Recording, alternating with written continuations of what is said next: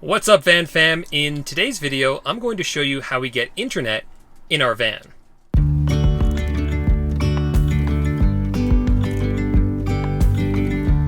Now, before we get started, make sure to subscribe to the channel for more questionable van life content. So Chad and I have been living in vans for almost 2 years now, and we've tried a lot of different internet solutions throughout these 2 years. So we have a good idea at this point what has worked for us and what hasn't worked for us. And we want to show you all of that in today's video. Now, keep in mind, first of all, this is changing all the time because things keep getting better and better. It keeps getting easier and easier to get online while being mobile. So this is the most current system that we have, but we'll probably release another video a year from now with an updated system. And also keep in mind that everyone's needs are gonna be different. So you really have to assess for yourself how much internet you need, how reliable the internet has to be, and how fast it has to be. If you're just a weekend warrior, you're not gonna really need a ton of internet. But if you're gonna be out for extended periods of time and you need to work from the road, then you probably need a system like ours. Chad and I both work online, so we need fast internet as much as possible so we can always make sure that our businesses are running. Now, if you're new to van life or RVing or boat life and you're looking for an internet solution, I really recommend you just keep it simple at first. And there's nothing simpler than this, your phone. And as you probably know, most phones you can hotspot off of, meaning you can turn on a setting on your phone that creates a mobile Wi-Fi network that you can then connect to from your computer and be able to get online. Or, obviously, you can just get online with your phone itself. And honestly, this is the first thing that we did. We just used our phones. And we still use them a lot. We tend to watch movies on our phones, we watch YouTube on our phones, we listen to music from our phones. So we use up that data first, and we do a lot of stuff while on the phone. Another great tip is you can download the Netflix app, the Amazon Prime Video app, and then whenever you have Wi-Fi, access to Wi-Fi, like at a gym or a public library or a friend's house, connect to that Wi-Fi and you can download those movies to your phone to then watch them later when you don't have internet service or not as good internet service. And for most people, this is really all you're going to need. It doesn't have to be more complicated than this. Now, if you are in a situation where you're just using your phone and the internet is just kind of slow or you don't have as many bars as you want, we do have a solution for that we're going to talk about later in the video. Now, there are some limitations to using your phone as a hotspot. The first one is that it can be a lot slower than some of the other methods that I'm going to be showing you. Also, every time you leave your van or your RV or boat, whatever, your internet will leave with you. So if you have, let's say, any sort of smart devices or Wi-Fi cameras, or someone else is in the van trying to use their computer, well, the internet has just left with you. And there's other limitations just because of the speeds of these devices. So that is when you might want to consider something like this. This is a mobile hotspot. It is a dedicated device specifically for creating a Wi-Fi network. And it works very similar to your phone in that there is a SIM card inside this, just like there is in your phone. But the benefit to this is that there's actually 2 antennas in here, meaning it's going to have a stronger connection with the cell towers and should be a more powerful, strong signal. And you can leave this inside your van plugged in so that the internet is always here in your van. Or hey, you want to go out to the park, you can unplug this and take this to the park with you as well. So this was the next thing that we bought, and we made sure that we got a good cell plan with this, which we'll talk more about the cell plans in a few minutes. And this has stayed with us the entire time because this is the one of the best things that we found for internet in the van. Now, one tip that I have for you is that if you are going to get a dedicated hotspot, I would try to get one that's different from the cell provider that you have for your cell phone. So for instance, we have Verizon on our cell phone, and this is AT&T. Even though sometimes you get a deal if you go through the same provider, I think it's better to have 2 different so that if you don't have service with your cell phone, maybe you'll have service on the hotspot so you can always stay connected. And if you're like us and want to stay connected all the time, then you can get a third device with a third carrier. And that's what we did. So we actually got another hotspot, and this one is through T-Mobile, and it works very similar to the other one. And that way we make sure we have Verizon, AT&T, and T-Mobile so that we are covered no matter where we are to always have internet connection. Now, the one that we got for this one is a little bit better than the other one we have because it has this port right here, which is an Ethernet port, which means that I can actually plug an Ethernet cord into this and plug this into my computer. I need an adapter to plug this into my MacBook. That way I have a wired connection with this device to my computer, so I know there's no sort of connection issue between this and my computer. If the internet's slow, then it's only because this is getting a bad connection from the cell towers. And all these items we're talking about, we'll have our Amazon affiliate links to them in the description of this video if you guys are interested in checking out where to buy them. Now, one thing I really love about all these different devices is just how easy they are to use. They really are plug and play. You get your SIM card from the cell phone provider, you plug it in, and you turn it on, and it just works. This is our only internet setup that we have in the van. Why don't we have one of those crazy antennas on the roof, one of those crazy sort of devices like this one right here? Why don't we have something like this? This is called a Mofi. As you see, there's huge antennas on it. There are other devices like this, like a Pep Wave or a Cradle Point. These are more industrial based. People use them for more industrial purposes, like inside public transport buses where there's free Wi-Fi in the bus. And apparently they're supposed to work really, really well. We had this for a while. We had our T-Mobile SIM card in here. We were just always disappointed. We're saying, why is T-Mobile always so bad? Why is the internet always so slow?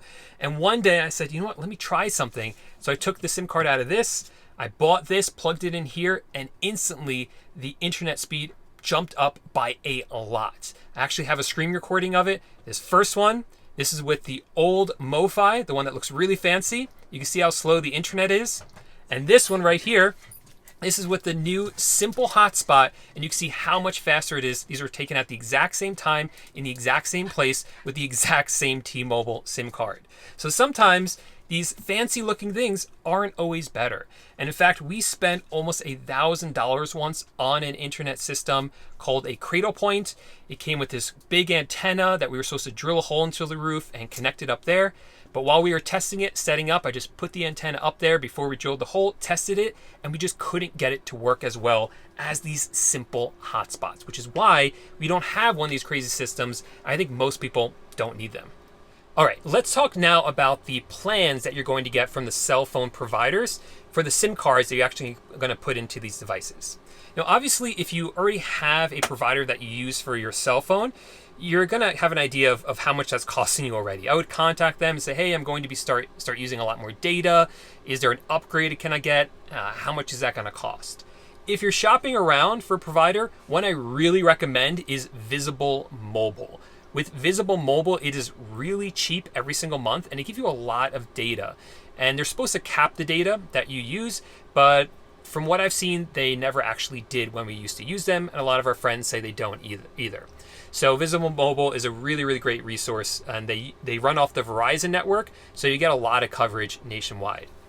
Now, like I said, the three biggest providers are Verizon, AT&T, and T-Mobile. And I put them in that order, Verizon, AT&T, and T-Mobile, because that is the order that we found has the best coverage. We found Verizon's the best, followed by AT&T, followed by T-Mobile.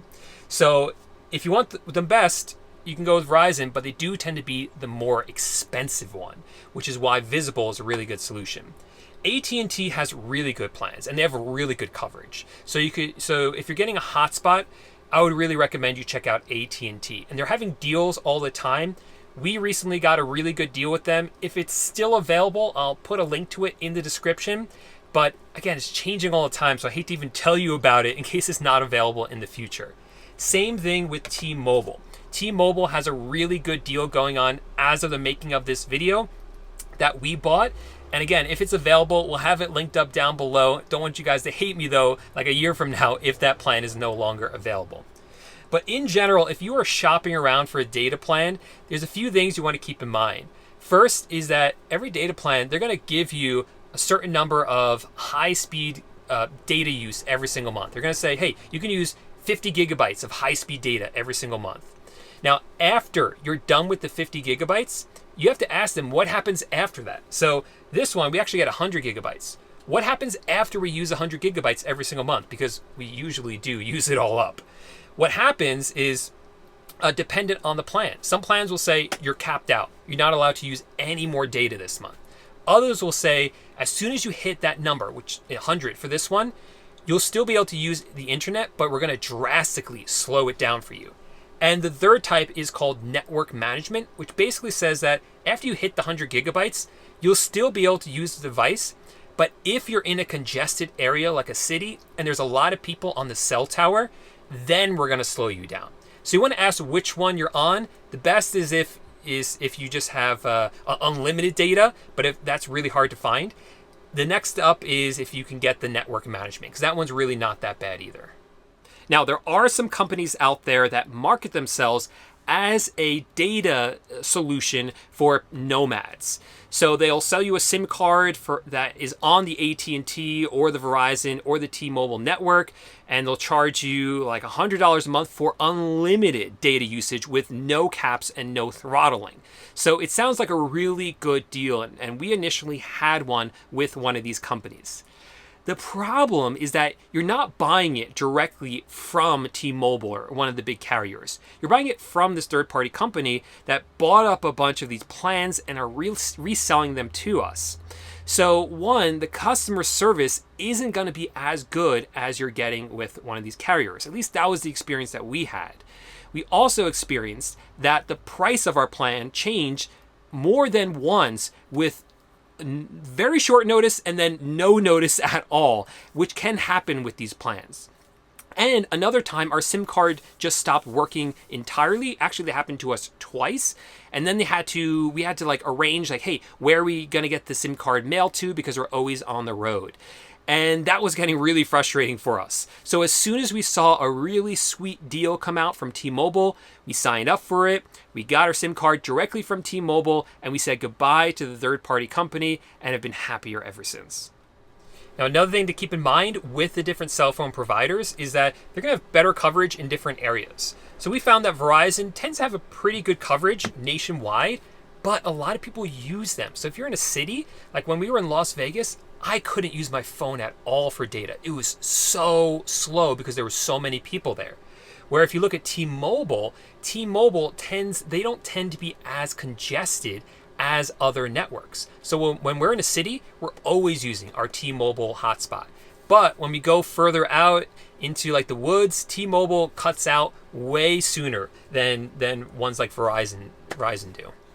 Another thing that you might want to try is if you're shopping around looking for one of these plans, try going into the actual store. Sometimes if you go into the store and speak to the representative there, they will be able to give you a better plan than you're going to be able to get online. So if you made it this far into the video, then that means you are super serious about finding the best ways to get internet on the road, and you want the best tips for ways to maximize what you already have. So that's what I want to show you right now. So there are ways to make sure that the internet that you have works as well as it can.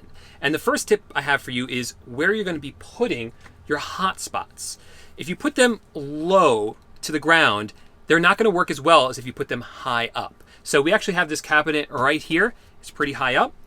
And this is where we store all of our devices. We have a plug in here that we plug everything into, so it just sits there, everything's plugged in. And if we ever need to or feel like it's just not working as well as we want to, sometimes we'll just pull these out and put them right down on the counter in our kitchen, right out in the open, closer to our computers, and they work better that way. Put them closer to the windows where they have more access to see the towers and talk to the towers, and they're going to work better there, okay? Another really, really cheap way to maximize the internet power in your van is this thing. This very simple looking antenna that you can get for, I think it's like $40 on Amazon. I'll have the affiliate link down below. And this works with the hotspots. It's very simple. All you do is you take these two little plugs and you plug them into the hotspot. And then you take this antenna and you stick it to the window. Now, this is an omnidirectional antenna, which basically means it only points in one direction. So you have to point it at the cell tower. Now, I don't know where the cell tower is around here. So what I would do is just stick it to one window, see if that improves the bars. Then I'll stick it to another one, see which one works the best, and then I'll just leave it on the one that works the best. This system right here is so freaking powerful. So I showed you that fancy thing. I talked about all these fancy things I've tried in the past. Nothing has ever beaten this. This is so simple and so powerful. And most hotspots have it, so I can use it with this one as well. It is called a MIMO, multiple in, multiple out, and I always make sure that any hotspot I buy has it so that I can use this antenna with it. Now, another thing that you can do is get what's called a cell boost. Company that makes the one that we have is called WeBoost. I'll have the link to the one we have down below. You might have heard of a WeBoost or a cell phone booster if you've been looking at internet solutions for on the go. Most people don't know how to use them correctly, and it actually makes their Wi-Fi worse in the van. What this does is we have an antenna on the roof. So we actually had to drill a hole in the roof of our van in order for this to work and run the wire inside. The wire runs into this, and then there's a wire running out of it that is an antenna that runs out of it that's right here. So this is the internal antenna. So what it does is the antenna on the roof, it picks up the cell phone tower and takes that signal and broadcasts it into the van. So that way we have amplified signal here in the van. That sounds great. That should mean, right, that we get faster internet, but not always. Because what this does, don't want to get too techie and nerdy on you, but what it does is it reduces the signal to just one signal. And remember, I said that these things are MIMOs, multiple in, multiple out, because they have two antennas, right? We had these two ports that we plug this thing into. So this cell boost is really handy when you're in a rural area with very low bars. So this is always the last thing that we try. The first thing that we try is moving this, plugging in the MIMO antenna. If that doesn't work, then we know the internet's really slow. The bars on your cell phone are really low. We turn this bad boy on, and we'll see the bars jump up 1, 2, sometimes even 3 bars. We were boondocking recently in a friend's driveway, and in the driveway, we just couldn't do anything on our phones or any of our devices. For whatever reasons, it was just a dead spot. But we turned this on, and we were able to watch movies on our phone, no problem. So only use this as kind of like a last resort. And if you turn it on and notice your internet gets worse, then you should turn it off. Another important thing to consider is how all these devices are powered, because power is a limiting factor when you're mobile on the road like in a van. Now, luckily, these hotspots just have these little USB plugs that are used to charge them. We leave ours plugged in all the time. So these can plug into obviously any USB outlet that's built into your van, or you can get a cigarette adapter for them and plug them right into there. Similarly, the WeBoost we have is a 12-volt DC power as well. So there's a few options for these. You can actually get them hardwired directly in, or you can get a cigarette charger like we did. So this one's really cool because it has an on-off switch, so we can turn it on when we want to use it and leave it off so it's not using a ton of energy. This can get warm, hot, honestly. So whenever we're using it, we leave this cabinet open and we make sure to turn it off when we're done. These hotspots, despite their name, we found they actually don't get that hot. It's actually 96 degrees in the van right now, and we had these on for a while, and this one is a little bit warm, but not too bad. So I know we covered a ton in this video, so if something wasn't clear, just let me know in the comment section, ask your question. I promise we will answer them.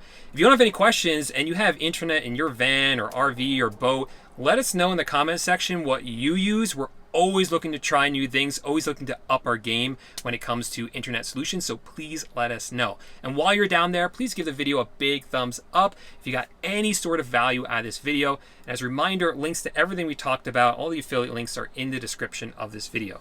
Then make sure to subscribe to the channel for more questionable van life content, and we'll see you guys next time.